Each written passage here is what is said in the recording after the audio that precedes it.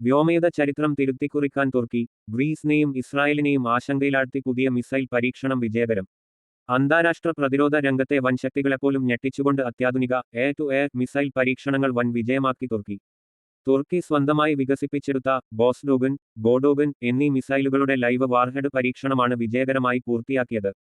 തുർക്കിയുടെ ഈ സൈനിക മുന്നേറ്റം ഗ്രീസിലെയും ഇസ്രായേലിലെയും മാധ്യമങ്ങളിലും പ്രതിരോധ വൃത്തങ്ങളിലും വലിയ പരിഭ്രാന്തിക്കും ചർച്ചകൾക്കും വഴിതുറന്നിരിക്കുകയാണ്. ഈ പരീക്ഷണ വിജയം കേവലം ഒരു മിസൈൽ വിക്ഷേപണത്തിനപ്പുറം ആഗോള ഭൗമരാഷ്ട്രീയത്തിൽ വലിയൊരു മാറ്റത്തിന്റെ മുന്നോടിയാണ്. ഇതിന്റെ പ്രധാന കാരണങ്ങളും ഇതിനു പിന്നിലെ പ്രതിരോധ തന്ത്രങ്ങളും പരിശോധിക്കാം. 1. US ആശ്രയത്വത്തിന് അന്ത്യം, കൂട്ട ഉൽപാദനത്തിന് അനുമതി. പതിറ്റാണ്ടുകളായി തുർക്കി തങ്ങളുടെ യുദ്ധവിമാനങ്ങൾക്കായി അമേരിക്കൻ നിർമ്മിത മിസൈലുകളെയാണ് ആശ്രയിച്ചിരുന്നത്. എന്നാൽ US കോൺഗ്രസിൽ ശക്തമായ സ്വാധീനമുള്ള ഇസ്രായേൽ, ഗ്രീക്ക് ലോബികളുടെ ഇടപെടലുകൾ കാരണം പലപ്പോഴും തുർക്കിക്ക് പ്രതിരോധ സാമഗ്രികൾ ലഭിക്കാൻ വർഷങ്ങളുടെ കാലതാമസം നേരിടേണ്ടി വന്നിട്ടുണ്ട്. ഈ പ്രതിസന്ധിക്കാണ് ഇപ്പോൾ തുർക്കി ശാശ്വത പരിഹാരം കാണുന്നത്. പുതിയ മിസൈലുകൾ വിജയകരമായതോടെ ഇവയുടെ കൂട്ട ഉൽപാദനത്തിന് മാസ് പ്രൊഡക്ഷൻ തുർക്കി ഗ്രീൻ സിഗ്നൽ നൽകിക്കഴിഞ്ഞു. 2.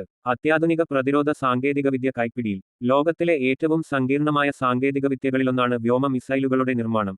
ശബ്ദാതിവേഗത്തിൽ സഞ്ചരിക്കുന്ന ഒരു യുദ്ധവിമാനത്തിൽ നിന്ന് തൊടുത്തുവിട്ട് ഇലക്ട്രോണിക് ജാമിംഗ് പ്രതിരോധങ്ങളെ മറികടന്ന് അതിവേഗത്തിൽ ദിശമാറി സഞ്ചരിക്കുന്ന ശത്രുവിമാനങ്ങളെ കൃത്യമായി പിന്തുടർന്ന് നശിപ്പിക്കാൻ ഈ മിസൈലുകൾക്ക് സാധിക്കണം. സ്വന്തമായി റഡാർ ഗൈഡഡ്, ഹീറ്റ് സീക്കിംഗ് വ്യോമ മിസൈലുകൾ നിർമ്മിക്കാൻ ശേഷിയുള്ള രാജ്യങ്ങൾ ലോകത്ത് വിരലിലെണ്ണാവുന്നവ മാത്രമാണ്. America, Russia, China, France, Britain. ആ ക്ലബിലേക്കാണ് ഇപ്പോൾ തുർക്കി മാസ് എൻട്രി നടത്തിയിരിക്കുന്നത്.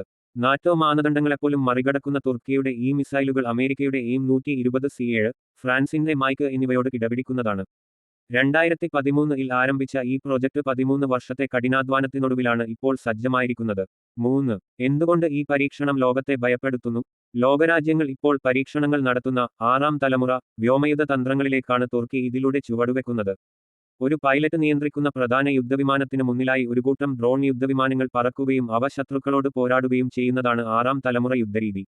കഴിഞ്ഞ ദിവസങ്ങളിൽ തുർക്കിയുടെ അത്യാധുനിക സ്റ്റെൽത്ത് ഡ്രോൺ ആയ കിസിൽമയിൽ നിന്ന് വിജയകരമായി വ്യോമ മിസൈൽ തൊടുത്തുവിട്ടിരുന്നു.